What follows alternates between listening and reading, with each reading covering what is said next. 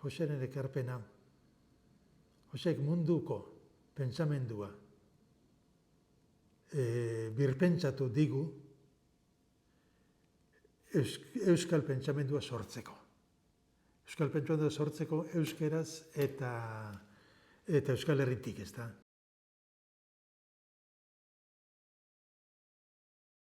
Baira, Jose, Zegamarra, 10 urtekin joan zen Arantzazura, ez da? 1951an. Urte betez ezagutu nuen Arantzazun bertan motikotan. Gero gertatzen da, aldatzen ginela forura, baina gero berriro, herri berrin, han filosofen 3 urte egiten genituen, eta han ezagutu nuen ia bizketo mutilduta zen dezagun, 18-19 urterekin. Oso mutil bizia eta bizia kezka intelektualekin iruditu zitzaidan, berak kezka intelektualekin ordutik. Orduan berak ere nahiko atzendu behintzat, galdu ez dut uste, baina atzendu bai, eta beste hori ere gertatzen ez da egon batzuetan, naiz eta Arantzazun jokatzen zuten bietara euskaraz ikasi behar genuen, baina erderara jakin behar orduan testu inguru horretan eta eskolak danak erderaz hartzen genituen, erderaz, gaztelaniaz. Eta orduan berari atzendu egin zela esaten du, eta oliten hasi zela batez ere rekuperatzen, berak kontatzen du sarritan, ez da? Oso garrantzizkoa izan zela, euskarara bere burua errekuperatzeko eta euskara bere burua errekuperatzeko bai. 75etik 6 egon zen Erroman bera. Ezagutu nuen gero, ni Erroman nengoela bera Alemanian bizi zen eta neu Alemania ikastera eta joan da eta han elkarrekin oporretan askotxo egoten ginen, geure afaritxoak ere, geure elkarriketa luziak egiten genituen. Eta ona itzuli nintzen, Jose beranduxiago dator. Berakango konpromisoak utzi eta Goroseko gure pisuan bizitzera etorri zen. Berak esaten zuen, ni komentu bat ere noa. Jakinera joango naiz, jakin pisu baten bizi ginen, hor bai, baina komentu bat ere noa bizitzera. Jose etzen hitz asko egitekoa, baina hartzen zuenean, zera, definitu egiten zuen, eztabaida baldin bagenuen edo gairen bat zalantzak bat zeuden, entzutekoa zen, eta hitz egiten hasten zenean, nahiko, sarritan erabakigarria izaten zen bere hitza, ze analizitan zehaztasun bat bazuelako, eta gero baita ere beste zere ikuspegi zabala, behar bat egupeño zabalago ere bazekerrelako. Esaten zuenean, nolabait bere buruarentzat erabakita zekoan, hala izan behar zuela, eta beste ontzat ere ez dut esango tematia zenik ez. Baina, erabakigarria izaten zen sarritan. Ez zen hitz askokoa normalean zeran, bileratan. Bere historia kontatzen hasten zenean, baina bestelan horrelako eztabaidetan edo, nik uste aberazgarria beti izan da, ez bakarrik horre, ez bilera formaletan, gauzak edo akademiko edo zeretan, baizik bazkaltzen geundela, edo eta bilera bestelakoetan, bere, batetik, oroimena zuen, irakurtzen zuena, gelditzen zitzaion dana nik uste. Eta horregatik bere zitazioa batzuetan buruz egiten dituela, baina zera, testuak, ez dakit, edo nun dauden badaki, halako bat badaki nun dagoen, berak markatu egiten zitu asko liburuak. Eta baina jakindaki nun bilatu behar duenean. Orduan bere testuak, bere idatzitakoa dauda hainbeste referentziarekin, literatura gustatzen zitzaion. Eta euskal politika ere bai. Euskal Herri.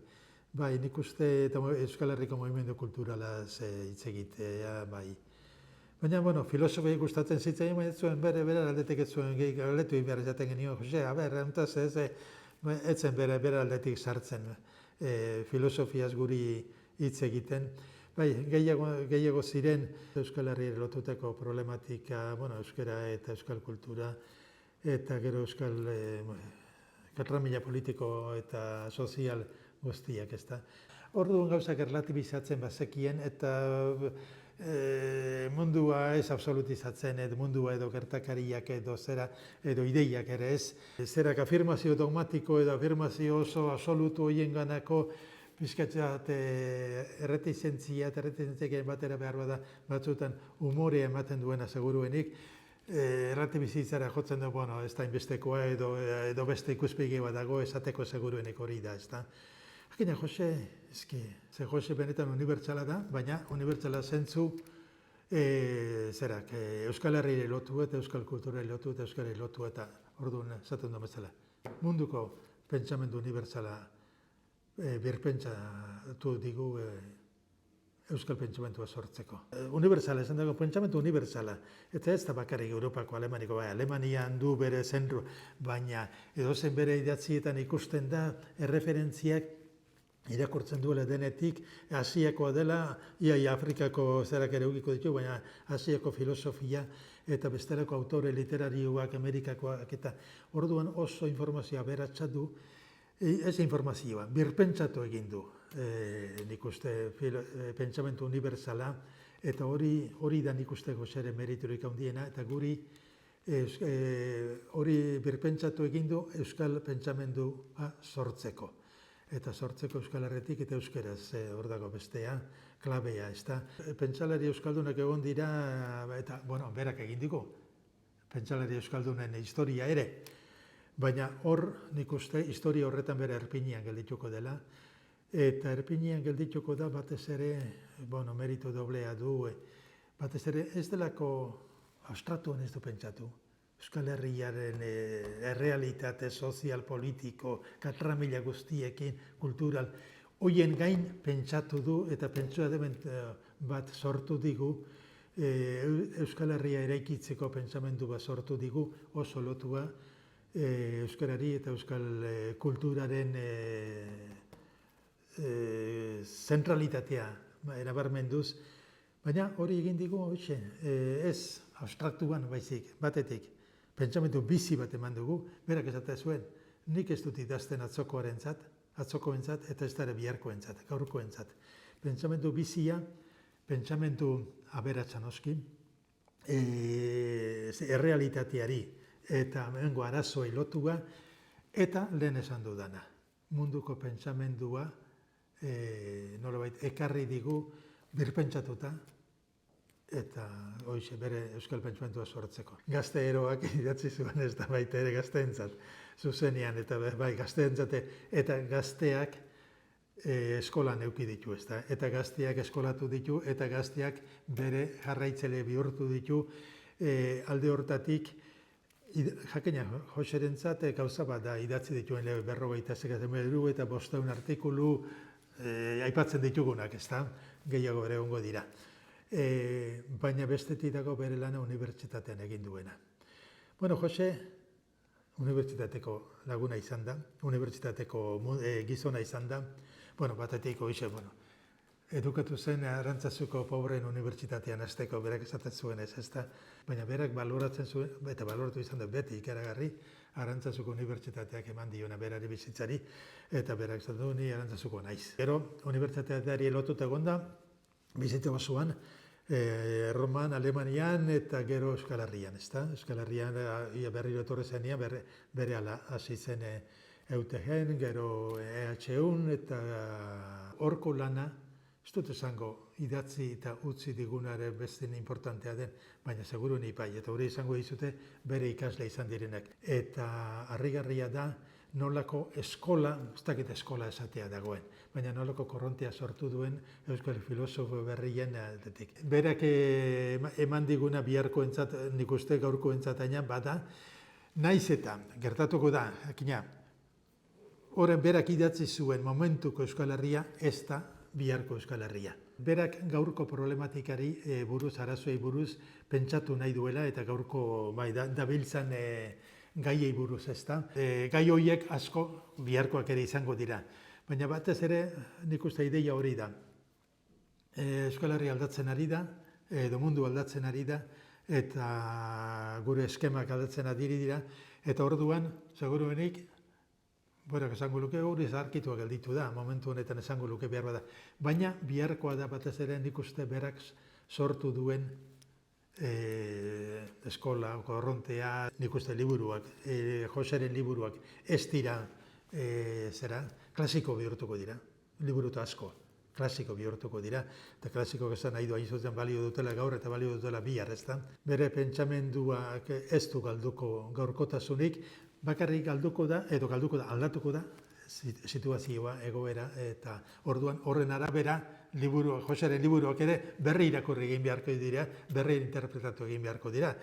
Urgauziaren irudia da hain zuzen, etengabe erortzen ari dena, ezta? Pentsamendu jarrai dezala, eta pentsamendu jarrai dezala, korronte bezala, ez da dira gelditu, eta nik uste hori lortu duela, Jose. Katedra dago, gero kongresuak, eta seguru asko produzituko du askozaz gehiago. Horretik izan du, Jose, etorkizuneko gizona da, seguru baietz. Laguna handi bat. Adeit beti, bazuen genio txarra, Bai, Josek bazuen genio txarra ere, eta sartzen zenean, etzen, edo eta eztabaidan gogor jartzen zenean, kitxo, kontuz, bai, hori bazuen.